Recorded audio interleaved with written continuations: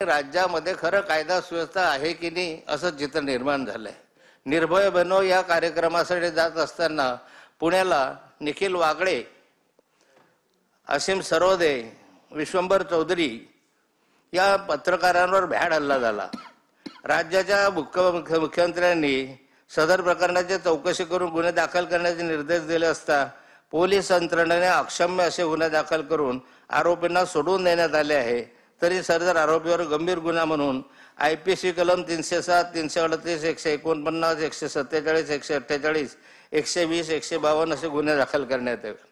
राज्यामध्ये जर पत्रकार सुरक्षित राहत नसतील अध्यक्ष महोदय, या राज्यामध्ये आपले विचार स्वतंत्रपणे मांडण्याच्या संदर्भामध्ये असं भीतीचं वातावरण असेल तर मला वाटतं की राज्यामध्ये मुक्त वातावरणाची स्थिती आज राहिलेली नाही आहे। एक गुन्हेगारी प्रवृत्ती आहे, गुंडागर्दी प्रवृत्ती आहे। मी पाहतोय की आमच्या जळगाव जिल्ह्यामध्ये 500च्या वर अशा स्वरूपाचे गावठी रिव्हॉल्वर अलीकडच्या या 2-2.5 वर्षामध्ये पकडण्यात आले। त्या ठिकाणी गावठी रिव्हॉल्वर करण्याचा कारखानाच आहे, तो कारखाना निदर्शनास आणला।